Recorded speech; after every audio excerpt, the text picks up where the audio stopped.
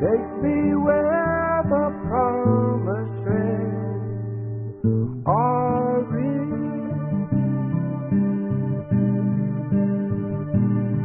Are real. The promises are real.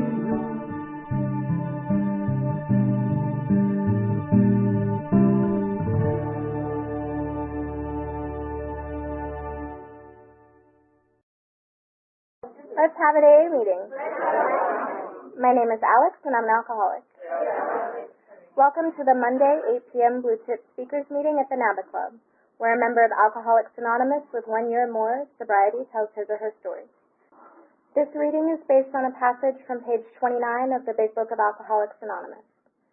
Each individual in our personal stories describes in their own language and from their own point of view the way they establish their relationship with God.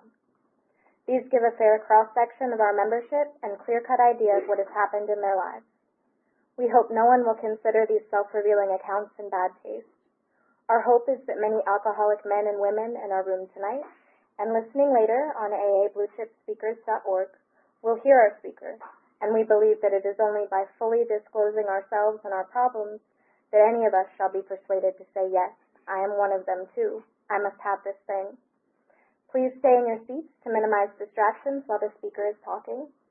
And our speaker comes to us from the Hammond Park Group. I hear he's spent many a Saturdays here, so I'm grateful to have him here this Monday night. And with that, we have Tom.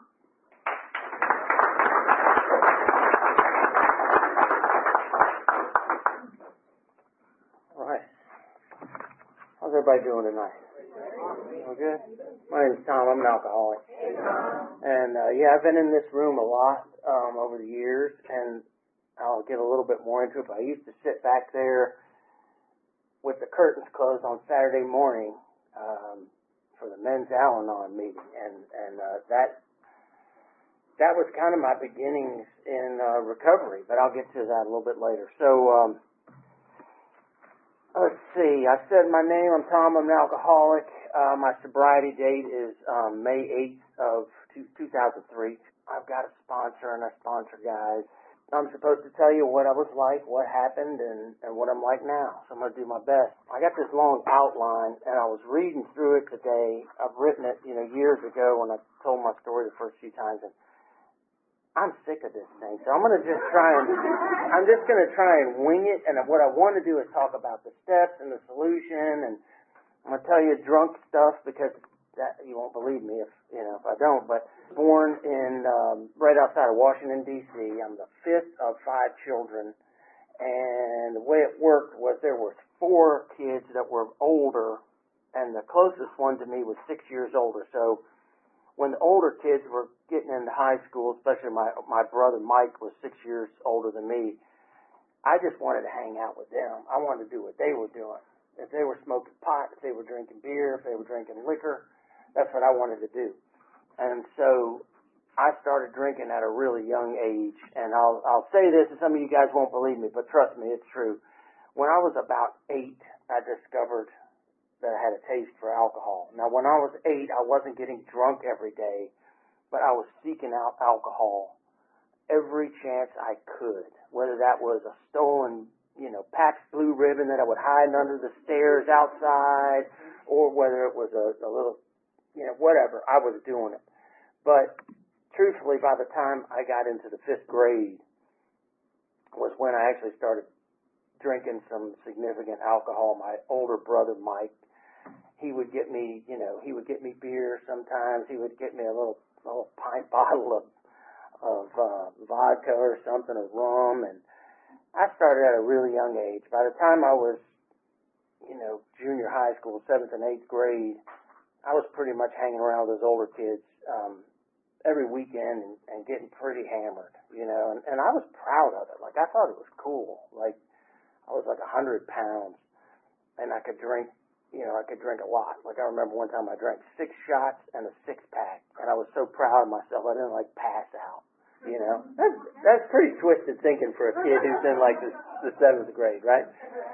But I'm an alcoholic. Like, I love the way alcohol makes me feel, and And I did other stuff too. I mean, I started at a young age smoking pot, and I don't know about any of you guys, but some people love pot. I hate it.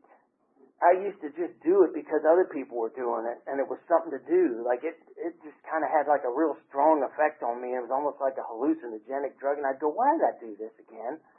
I really didn't like it. So in the 9th grade, I basically made up my mind, all right, I'm not going to do pot anymore. I'm just going to focus on drinking. Like, I'm good at that. I like it. So that's what I did. And also in the 9th grade, I started having some, mental problems like depression and just, feeling really weird. And so I tried to quit drinking for a couple of months in the 9th grade and of course, went back to it. And then again in the 12th grade, I was throwing up blood in the mornings because I was drinking so much, and I tried to quit then, and I quit for a month. But the family I grew up in was kind of kind of chaotic. My parents, and through a lot of work and sobriety and step work and other things, I've come to realize my parents were just really human, but they had a lot of problems. They were very smart, and they would drink and they would argue, and it was chaotic. My family, we had a lot of stressors. My oldest brother was he's 11 years older than me. He was born autistic, and back then they really didn't know what that was, and so he had a lot of problems, and he was kind of disruptive, and that just kind of made everything a little bit more chaotic. And so anyway, not to dwell on all that too much, but kind of a big thing happened when I was 16. My mother committed suicide, and actually I shouldn't say it that way because I've learned she died by suicide. That's the right way to say that. And I was already drinking a ton, as I've shared.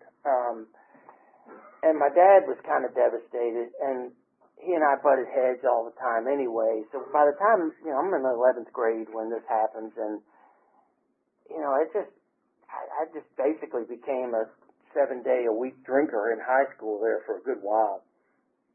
And I, managed to get through high school, and I remember having this thought.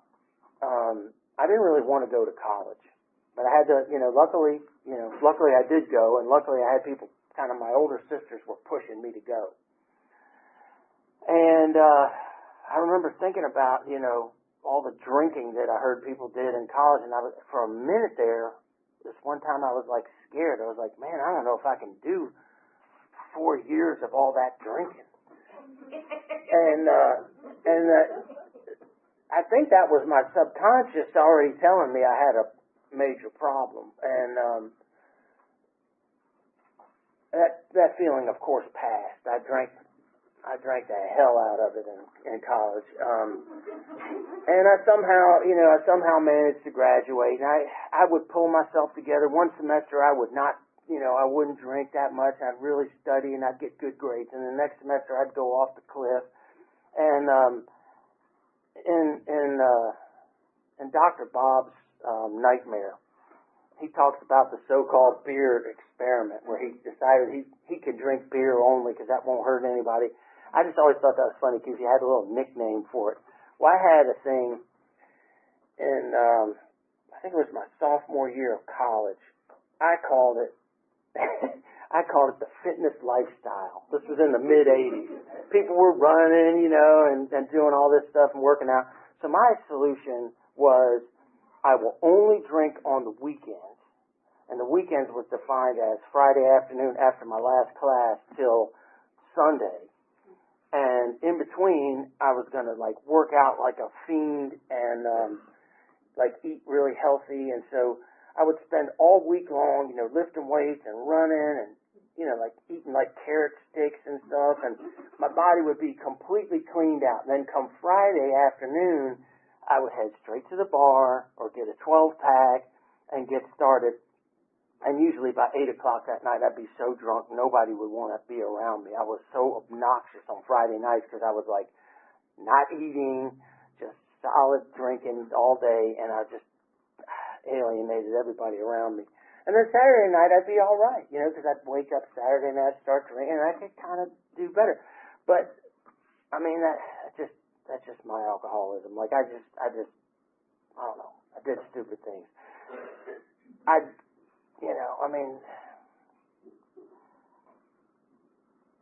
made up my own rules when drinking. You know, if I saw something that wasn't mine and I thought I wanted to have it, well then it's cool if I steal it. But if you steal from me, you're a total scumbag, right? I mean, you know, I had a strange way of thinking, and I really didn't even get it. Like I just didn't even connect the dots, like that there was something wrong for a long time. But I really deep down, I did know something was wrong. So try and hurry up here. Like I said, I managed to graduate college. I had a degree, and it was in economics, and you know that's a degree, which it's a good degree, but you know it's like the jobs for you can either go further in your education, or you can just kind of get a job at a bank or something. And you know, I was doing construction work, you know, pretty much my whole life as a young kid, and you know started out doing that. So I ended up getting a job with this construction company, and you know, despite myself, I did okay. I drank all the time, but a lot of the times they kept me working so hard, you know, like basically 10-hour days Monday through Friday, 8 hours on Saturday, and you know, I didn't have time to do much drinking. So I did pretty well, and you know, throughout this period of my life, I moved a few times, and so you know, the first move was north of Philadelphia. And I moved north of Philadelphia, and I'm gonna go up there and I'm gonna quit drinking, and I'm gonna start working out again. I'm gonna straighten out my life. I'm gonna really do good on the job. And you know, after a while, usually about a month, you know, the old Tom would show up, and you know, of course, I'd go up there and I'd meet some girl, and you know, screw that up and start drinking. Anyway, you know, then so after Philadelphia, I moved back to D.C. You know, probably tried to straighten myself out then too. Then I moved to San Antonio. You know, now in San Antonio, I was really going to straighten myself out. I was going to start working out again. I was going to get my life together. I was really going to, you know, quit drinking. And met Yvonne, and you know, started having a few beers, and then I got an opportunity to move to Atlanta. And you know, meanwhile, any of these places I went, if I had actually done what I was supposed to do and said I was going to do, I could have made a good thing out of it. But it was always, oh, that boss is a jerk, and you know, oh, they're not treating me right, and so just, you know, move on to the next thing. So I moved from San Antonio to Atlanta, and guess what? I straightened myself out, quit drinking, started working out again, and but this time I had actually made a really good contact, and I ended up getting like this kind of promotion, like basically just a big jump. Like the guy that brought me to Atlanta said, well, what do you want to do? And I said, well, teach me to do what you do. And he was like a senior project manager, and so he kind of was teaching me like the business side of construction. And you know, I did really well. And you know, I'm here in Atlanta, and I'm trying not to drink too much, and I meet a girl. And this time, this girl, you know, she was a pretty girl, and she and I started going to lunch and stuff, and we were just friends, you know, just hanging out, friendly. And she started talking about her drinking, and I started talking about my drinking, and we kind of came up with this idea, like, well, then we started sort of seeing each other, and then we came up with the idea that we're gonna be a non-drinking couple. Because like I want to quit drinking, and you want to quit drinking, and like we can just kind of be there for each other, and you know, it worked for a little while, Now, the funny thing was her mother, at that time, this was 1995, her mother had about 20 years in AA. She's a real well-known recovery person, and she was a counselor, Tony C. And it was funny, my girlfriend at the time was like, no, don't tell my mom anything about this. You know, she'll want us to go to AA. And I'm like, I didn't know anything about AA. But like her mom would say stuff like the Serenity Prayer, and I would go, wow, that is profound. I've never heard anything like that.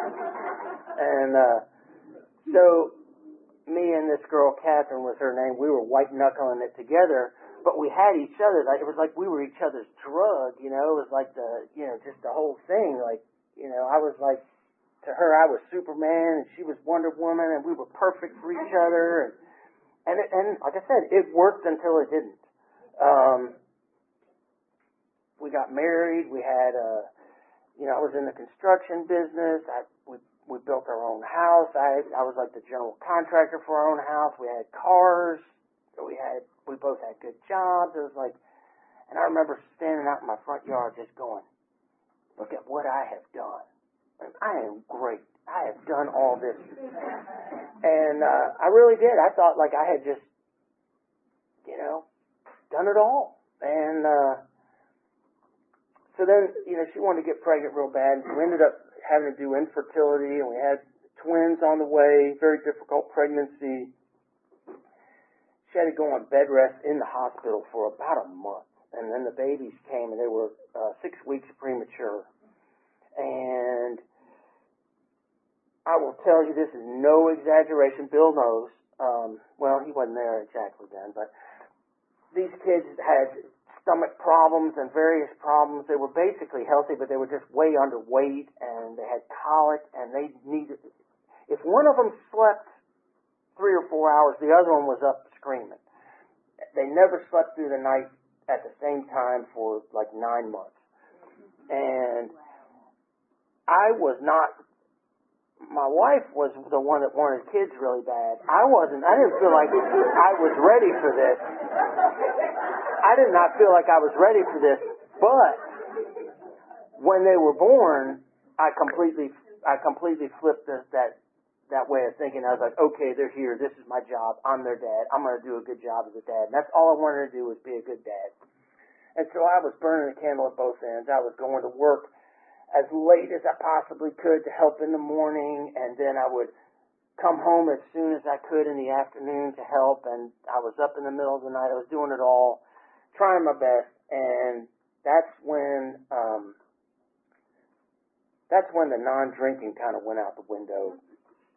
We had drank a little bit, but when the babies came along, we basically started drinking every night, because we had to. It was very stressful, and alcohol is going to fix the problem.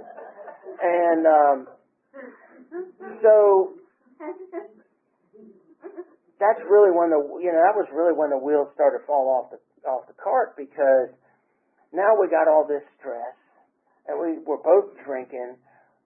Our former, it's us against the world. All of a sudden, I'm not Superman anymore. I'm like the enemy, It's like all I'm trying to do is go to work and help you as much as I can. But the way she looked at it was, you get to go to work. I'm like, well, somebody's got to pay for all this. Anyway, it got really crazy. They were born in 2001, 2002 it was just kind of hellish, I was just trying to hang on. And her dad died in 2002, and that was a real blow. It was really hard for her. And she started, the babies were old enough, and she would say, I got to get out of here. She would go hang out with her girlfriends, and she would drink wine, and then some other things got involved, and it went from a powdered other thing to a smokable other thing over the years, and it just got absolutely insane. And she was divorcing me, and oh man, it got really crazy. But I'll back up. The really bad use was later, but we're both drinking. This was in '03, and I'm just complaining about my life all the time. It's just miserable, and I was still trying to help out a lot. So one of the things I used to do is I'd come home from work, I'd put the twins in the double jogger, I would put 2 or 3 beers in the double jogger, and I would take them for a walk around the neighborhood. And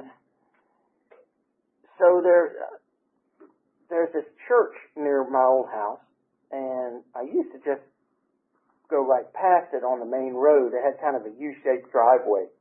And this one day, instead of going past the church, I went into the U-shaped driveway, and there was like a bench, you know, like up against the wall of the church. And so I can't even tell you the way I was feeling. Like, I just felt like I was getting beat up from all sides. You know, my wife can't stand me anymore. I'm trying my best. I'm depressed. I'm anxious. I'm, you know, struggling at work, struggling at home. You know, life sucks. And I got these, you know, my wife's talking about divorcing me. It's like great timing. We got these babies. Like, what are you thinking? Like, I couldn't figure anything out. So I pull up to in front of the church and put the brake on the little double jogger, and I sit down on this bench, and it's like, I just sit down and I just head in my hands, and I cried out to God that I didn't even know I believed in, and kind of said, you know, one of these, you know, if you're real, please help, you know, just kind of like, please help. And up until then, it's kind of like what Bill Wilson says in the Big Book. It's like I kind of thought there was a creator of the universe, but he didn't care anything about me personally. And so, you know, I was just desperate. And so I just sort of made that plea. And that was a big turning point. I really believe that was a turning point. It didn't stop then, but my drinking didn't stop then, but I really do believe that was when things started to change. I realized I think that was when I started realizing I just couldn't do it on my own.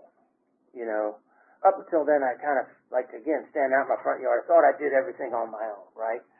And so my last drink, May 8th, 2003, I was just exhausted, mentally, physically, spiritually. I was trying to not drink. I had about a week of dry time, and we had actually gone as a family to the beach, and it was the most miserable time. She was just hateful towards me the whole time. And at night, one night, she said, "I'm going out to get wine. Do you want anything?" And I said, "No." And she brought me back a 6-pack of Budweiser. I didn't like Budweiser at the time. And so, of course, since she brought it, I decided I'll go ahead and drink.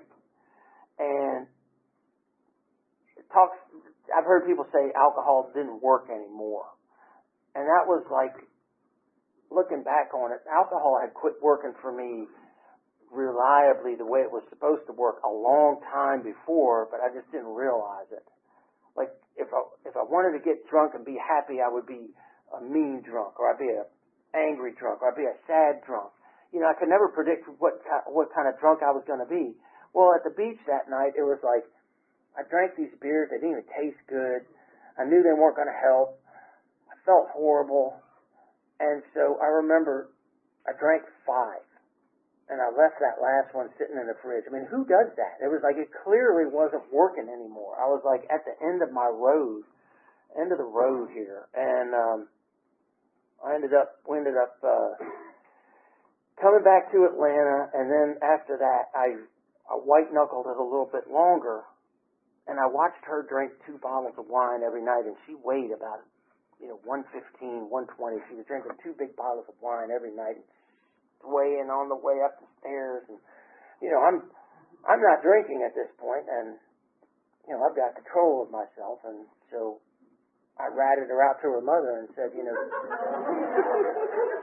got a problem over in this house, and it's your daughter, and we did an intervention, and we sent her to probably one of the most expensive treatment places, Betty Ford Clinic, because her mother was in the industry and she knew people out there. And she said, I want to send her. Her mother paid for it. I want to send her to the best place we can. So we sent her all the way to California to Betty Ford. And I started coming to Al-Anon, and I used to sit back there for a Saturday morning men's Al-Anon meeting.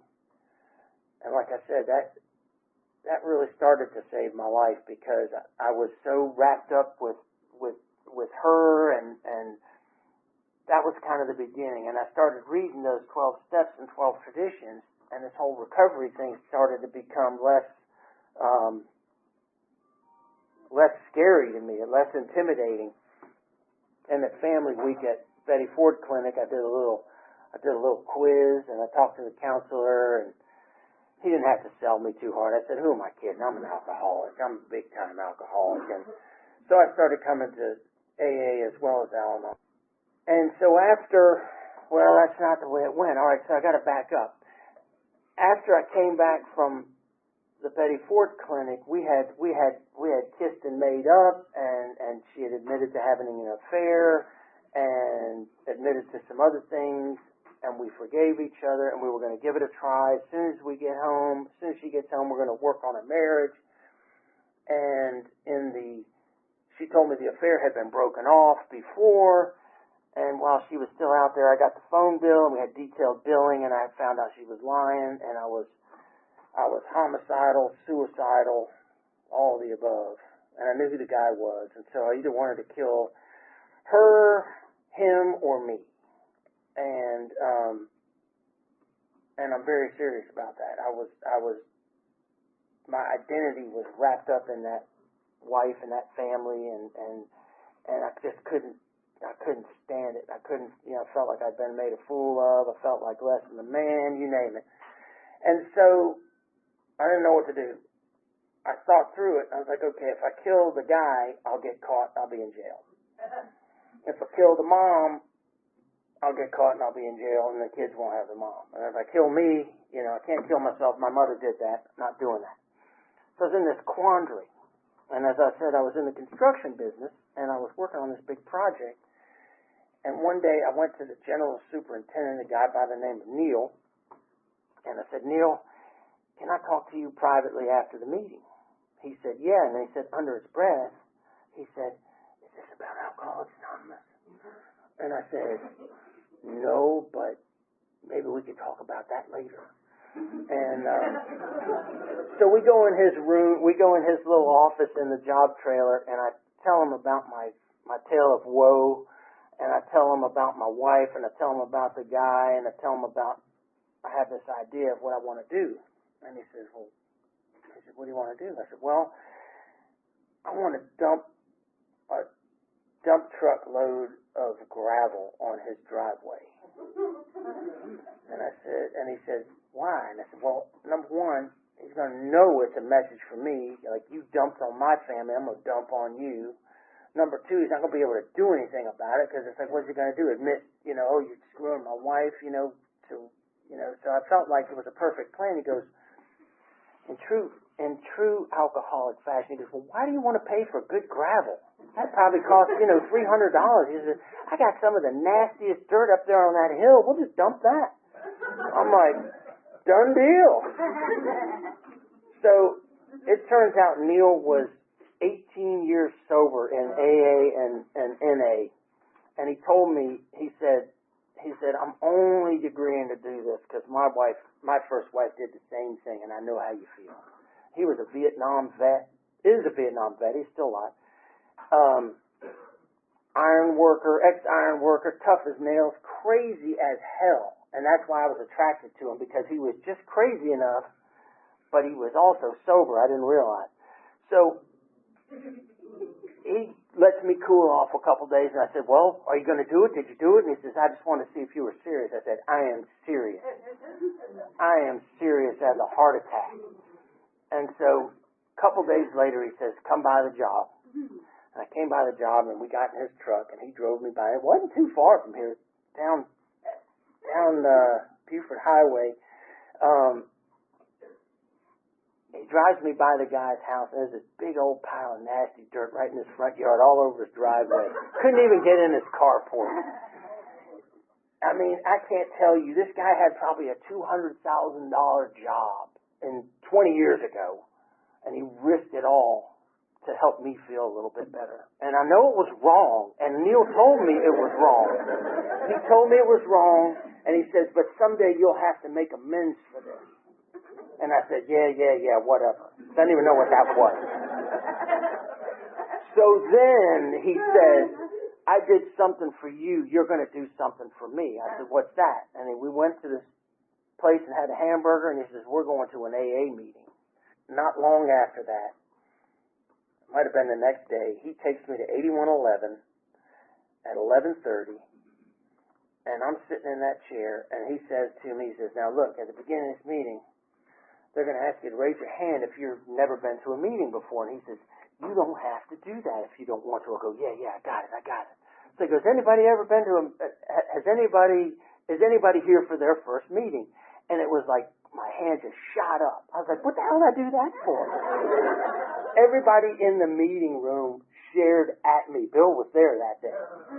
I mean, they were just talking straight to me. And one guy was like, hey, new guy, and telling me stuff like that. And I wasn't offended. I felt like I could breathe for the first time. I don't know what it was. It was like, I just felt like, oh, wow, I found my place from the very first meeting. I know not everybody feels that way, but that was my experience. And so Neil was my temporary sponsor for like 3 weeks. And then I had heard through my mother-in-law that there was a guy named Bill who would be a really good sponsor. And so, you know, they say the journey of 1,000 miles begins with the first step. So I had to stand up and walk like 10 feet across the room at 8111 and ask Bill to be my sponsor. And that was 21 years ago. He's still my sponsor. And he's a great sponsor. He's listened to me on the phone for hours and hours. He's helped me. He went to court with me. We did all kinds of stuff. And with Bill, I got a twofer. I got Aubrey, his sponsor, and I mean, it's just the best deal ever. You know, Aubrey was the big spiritual guru. Bill was the very practical, big book knowledgeable. Went to tons of meetings, and between those two guys, you know, they stuck by me and helped me through some really tough stuff. I'm doing all right. So my ex-wife now, well, she kept on with the divorce, and she pretended she was sober and was wanting, you know, full custody of the kids and wanting me to pay child support and wanting to stay in the house. And long story short, that whole process took about 3 years, but she was fooling the judge for a while, and I was fighting everything. I was everything I had and spending every dime I had to prove that she was lying. And at the end of it, it was God that did it. A DFACS officer, a police officer, and her mother-in-law showed up at the exact same place at the same time on a day when she was passed out from being up all night doing drugs. And the DFACS guy said to her, I'll make you an offer you can't refuse. Either you sign those, because her mother knew I was sober. By this time I was close to a year, I was 2 years sober. Her mother knew I was sober. Her mother was in the program. Her mother knew the kids needed to be protected. Because she had crack people over at that house. It was just horrible. She went from a minivan driving, mom to a smoking in the house, and it was insane. And my kids were there it was only about 2.5, 3 months. It seemed like 3 years. But her mother said that the dad was in good shape. And so the DFACS guy, he said, you either sign those kids over to your husband right now, or they're coming into state custody. Your choice. And she signed them over. And that wasn't the end of it, but at least they were with me. And they never came out of my custody until we did a joint custody thing later. So, that's when the fun really started. I was a couple years sober, and all of a sudden now I had to take care of these kids and take care of the house and work. And I was doing everything I could. I was going to meetings. I had a sponsor. I was, I was working through the steps. I was doing it all, but I here to tell you, I cracked. I had a damn near mental breakdown. And, it was so much stress, and it was really tough. So I want to point out, like, I've heard people say, like, oh, the only thing you need is Alcoholics Anonymous, and that wasn't my story. I needed to stay sober. I needed Alcoholics Anonymous. I needed the 12 steps as a foundation, but I needed psychological, I needed therapy. For a while, I needed medicine. I had to do whatever I had to do because those kids needed me. And it's like, if it wasn't for Bill, if it wasn't for other people in this program, like, I think I'd have definitely lost it. And I remember one time telling my grand sponsor, Aubrey, in tears, like, if I completely lose it, will you help me? And I'm almost crying now. And of course, he said, of course I will, Tom. And I was able to just sort of pull myself together and make it through that day. And gradually it did get better. And gradually I got some help with the kids, and life slowly got better, but it was a hard road there for a while. But I went to a meeting at the Hammond Park Group one time, and there was a guy telling his story, and he was I don't have time to go into it, but basically he was about 20 years sober at the time, and he said for the first 10 years of his sobriety, everything was really hard, and he was doing everything right. He just couldn't understand why things weren't feeling better, and he kept with the saying, "Don't quit before the miracle happens." And I heard that guy tell his story when I was 8 years sober and feeling the same way, like I'm doing everything I'm supposed to do, but I'm still struggling mentally and so stressful, and when's it going to get easier? And kind of within like a year, like miraculously, everything seemed to get better. Like my whole mental outlook just got better, and it was like the clouds parted, and I just started feeling better. Would have never happened if I'd have gone out and drank. Like I just had to stick. And luckily I relied on the program. I relied on the people in the rooms, and I opened my mouth and I reached out for help. And it talks about in the big book, make use of doctors and psychiatrists and all these, good people that are here to try and help us. So if you need it, well, I'll speak for me. I needed it. I did it. That's my story. So I worked through the steps. I mean, I told you so much all about my life being unmanageable and powerless over alcohol. That was clear. I started to hear about this God, a different God in the rooms, and I realized, it says God could restore me to sanity. It didn't say God would, and it didn't say God would on some schedule, But I had to realize, I was insane, and that was a big thing to swallow, but I really was. I mean, I didn't tell you a lot. Trust me, I was insane. And slowly, I think my sanity returned, and I started believing in this God. And I'm running out of time, but, and step 3, my misunderstanding of step 3 was so crazy. Like, I just, couldn't process it. Like, I thought it meant, that I could sit there in a meeting, I could read the step, and I could go, okay, yeah, I'm turning my life over right now. Done. All step 3 is, it says it's a decision. And the simplest way that's hit home with me is, it's a decision to just stay here and do, as my friend, another Bill says, do AA stuff. Do the steps. Have a sponsor. Sponsor people. Read the literature. Chair meetings. Just do AA stuff. Stick with it. More will be revealed. And that's what I did.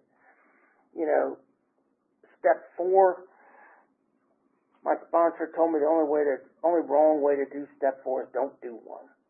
And I did it on a legal pad, and I just wrote down a whole bunch of nasty shit I didn't want to share with anybody. And that was good enough the first time. And I've since, kind of worked it where there's 4 columns and there's 4 separate sheets, one for one for resentments, fears, sex, and harms other than sex, and 4 columns on each one. I've done it that way. And, again, the main thing is I am only as sick as my secrets. And speaking of step 5, it's like I had some things on there that I was so ashamed. I didn't want to tell my sponsor, so I found a priest at the local church, the church where I had stolen firewood from years before. And that church ended up being where I cried out to God that day that I didn't believe in with the double jogger. And I ended up going to meetings there for, 18 years. Till COVID, they kind of quit having meetings there. And I just believe that's God just giving me a message that I'm on the right path. There's even more to that story. And, in 6 and 7, I don't even really have enough time to talk about 6 and 7, but I could just say there's like a whole different universes in there. It's like it's so deep. But mainly, 6 is me getting sick of my own BS. I'm getting tired of the same old stuff that I do and the same old lies I tell myself. And once I got sick enough of a given thing, I said, man, I'm really sick of this. Then I was ready to humbly ask him to remove it. But not until then. It's not on my schedule. And the other thing I'll say about 6 and 7 is my sick mind cannot fix my own sick mind. Like, I got to have outside help, and that outside help is who I choose to call God. 8 and 9, I got 2 good stories. I'm going to tell the first one. So the dirt story, Neil told me I was going to have to make amends for the dirt. And it took about 8 years.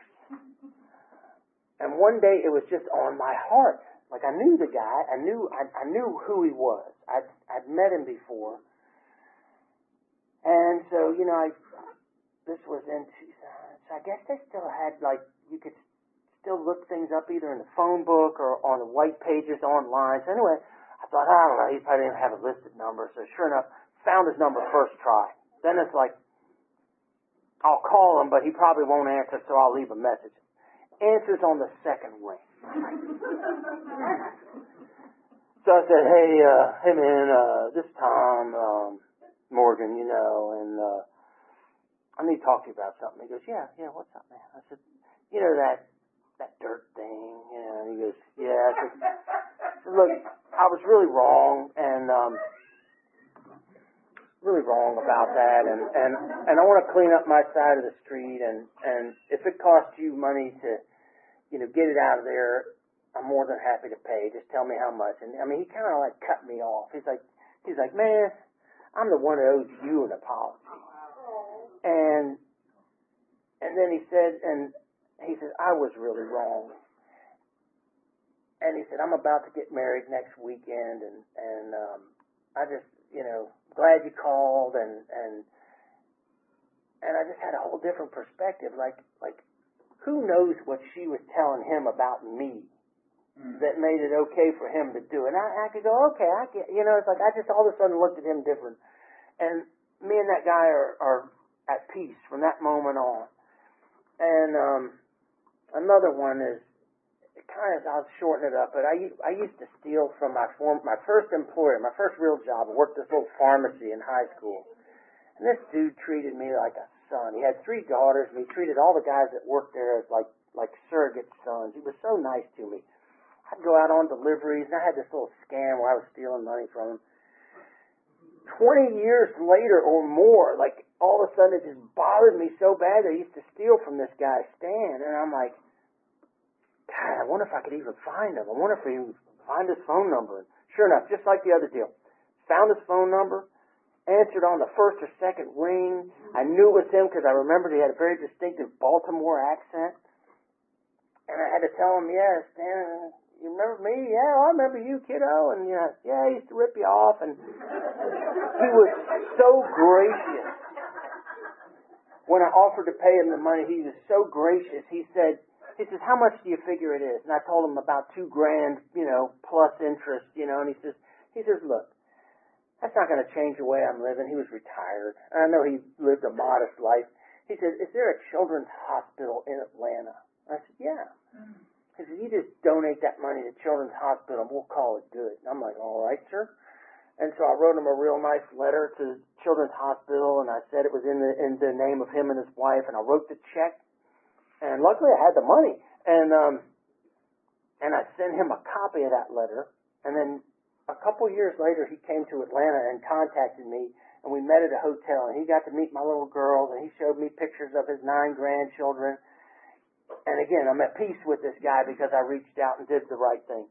So that's kind of, step 9 for me. Like, some pretty cool stuff happens when I have the guts to just follow my gut. Because my gut told me after years, like, it's time to do this. And I just did it. And I've learned to do that. Just trust it. And so, 10, I'll keep it short. I just got to admit when I'm wrong. I'm wrong a lot. I try not to let things fester. Prayer and meditation and step 11 has changed a lot for me. I find I pray differently now. I really just pray, like, I don't pray for outcomes. I just pray, help me do the right thing, help me have the strength, help me have the courage to do the right thing, do your will. That's my prayer life. My meditation is, I rarely sit down and, get quiet in a chair, meditate when I'm exercising, or meditate when I'm doing things with my hands, either mechanical or building things, projects. And it says a couple different things in the book. We have found much of heaven, and we have been rocketed into a 4th dimension of existence we had not even dreamed of. That's on page 25. Page 8, it talks about the same thing. It says, I was soon to be catapulted into what I like to call the 4th dimension of existence. I was to know happiness, peace, and usefulness in a way of life that is incredibly more wonderful as time passes. And there's stuff like that all through the big book. Like I think on page 86, it says something real similar. Oh, it talks about like what used to be the hunch or the occasional inspiration gradually becomes a working part of the mind. Being still inexperienced, having just made conscious contact with God, it is improbable we're going to be inspired at all times. So I started paying attention to that stuff because I believe that 4th dimension stuff is actually real. It's just he doesn't have very good imperfect words for it, but I believe if this higher power of mine is real, then why can't he do supernatural stuff?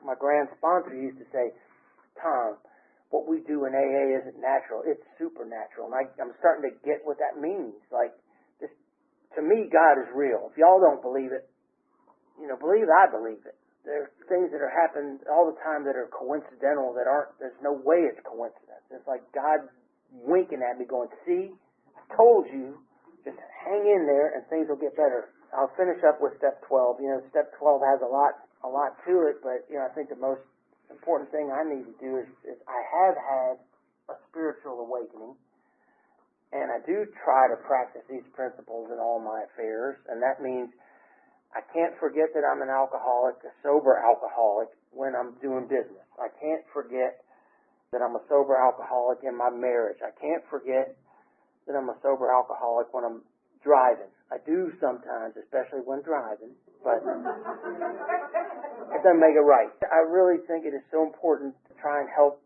other suffering alcoholics. That's what got me through.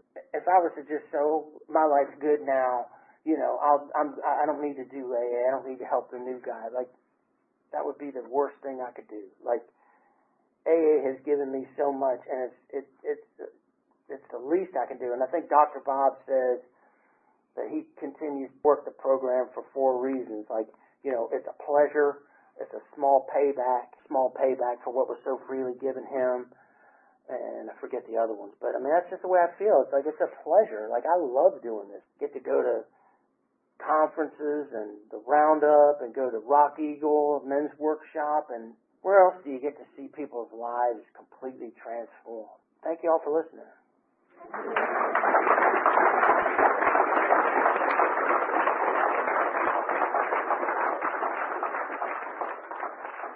There's a lot of my father in your story, so thank you for being here. We've asked Misty to do the chips. Hi, my name's Misty. I'm an alcoholic. We have chips marked with Hammond Park Group. I'll keep it sober. Just tells you how long you've been sober. First one we have is the surrender chip. Anybody want to give up that way of life and let us help you find a new one? Woo!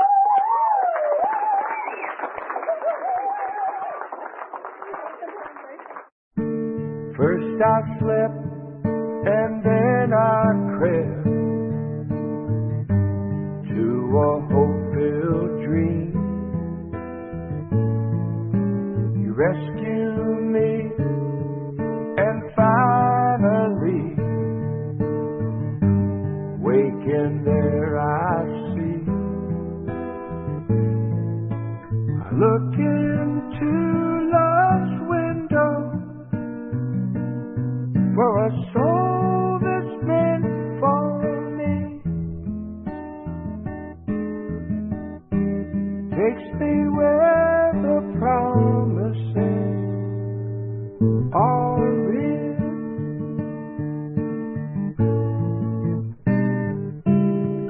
Sometimes quickly, sometimes slow, we get just what we need. On a broad highway, stride for stride, we walk eternally. I look into love's window for a high